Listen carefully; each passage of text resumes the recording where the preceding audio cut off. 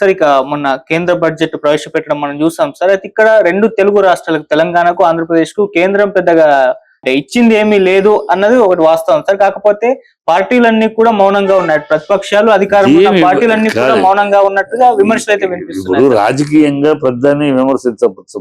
రాజకీయంగా ఏమి ఇవ్వలేదు 36 ఏళ్ళు అడుగుతూ ఉంటారు. ప్రతి వీళ్ళు అనాలోచితంగా ఎన్నికల కోసం ఏదో ప్రజలు మభ్య పెట్టడానికి ఇవి మాట్లాడతారు.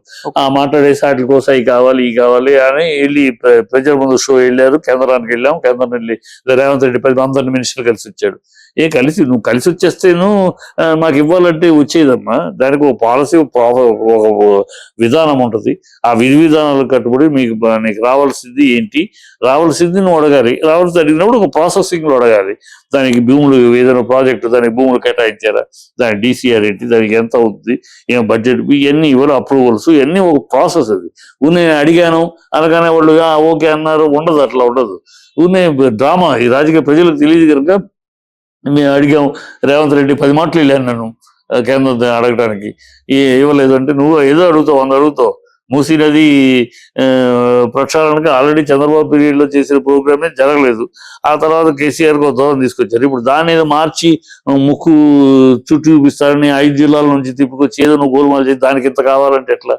జరగాల్సింది 6500 కిలోమీటర్లు జరగాల్సింది నువ్వు 3 జిల్లాలు తిప్పి 5 జిల్లాలు తిప్పి దాన్ని కమిషన్ల కోసం నువ్వు 5 కాంట్రాక్ట్లు నువ్వు అవి కావాలంటే నువ్వు అడుగుతూ ఉంటావు 100 ప్రజలు మభ్య పెట్టడానికి, ప్రజలు మోసేది అడిగాము ఇవ్వలేదని. ప్రభుత్వం, కేంద్ర ప్రభుత్వం ఏ రాష్ట్రానికి కావాల్సింది ఆ రాష్ట్రానికి ఇస్తుంది. ఏదైనా సరే ప్రాజెక్టు ప్రాసెస్ లో ఇస్తుంది. మీ రాజకీయంగా డ్రామా చేయటం కోసం ఇవ్వదు ఏ ప్రభుత్వానికి. చంద్రబాబు ఉన్నాడు, కూటమిలోనే ఉన్నాడుగా, మరి ఆంధ్ర రాష్ట్రానికి ఇవ్వలేదేంటి? నీ నోటితోటి బ్రహ్మాండంగా ఇస్తాను కేంద్రం అంటావు, మళ్ళీ నీ నోటితోటి ఇవ్వలేదంటే ఎట్లా? ఎన్ని రాజకీయ క్షుద్రపు మాటలు తప్పితే ఇంకోటి కాదు. ప్రభుత్వం ఈ బడ్జెట్ పేదలకి, మిడిల్ క్లాస్ పీపుల్ కి చక్కటి బడ్జెట్ ప్రజెంట్ చేసింది నిర్మలా సీతారామన్. ఎన్నాళ్ళ నుంచో మిడిల్ క్లాస్ పీపుల్ కి అందుబాటులో బడ్జెట్ లేకుండా పోయింది అని బాధపడతారు. ఎందుకంటే సమాజంలో బాధపడేది త్రిశంకు స్వర్గం జీవితం గడుపుతున్నది మిడిల్ క్లాస్. వాళ్ళు పైకి వెళ్ళలేరు, కిందకి బతకలేరు, గుడిసెలో బతకలేరు, బంగ్లాలో బతకలేరు. అటు ఇటు చాలీచాలని జీవితంతో చాలీచాలని బతుకులు గడిపేది మిడిల్ క్లాస్. వాళ్ళకు ఊతం కావాలి. అది ఈ బడ్జెట్ లో ఇచ్చారు బ్రహ్మాండంగా. మిడిల్ క్లాస్ ప్రజలకి చాలా సంతోషకరమైన బడ్జెట్ ఇది. ఆనందం. అది చూడాలి.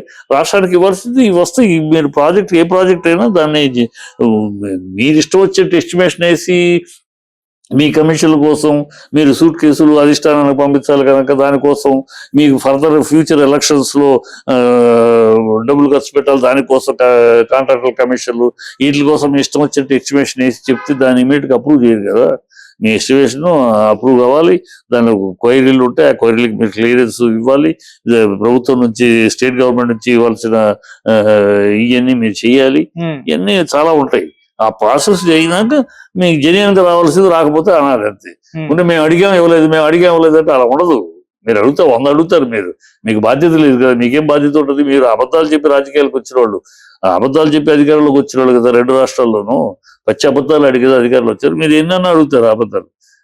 ప్రజలు మోసం, మేము అడిగాము ఇవ్వలేదు, ప్రభుత్వం ఇవ్వలేదు, ఇదే మాట్లాడుతుంది. ఇదే చంద్రబాబు స్పెషల్ స్టేటస్ ఇవ్వలేదు అందుకని వెళ్ళిపోతున్నా అన్నాడు.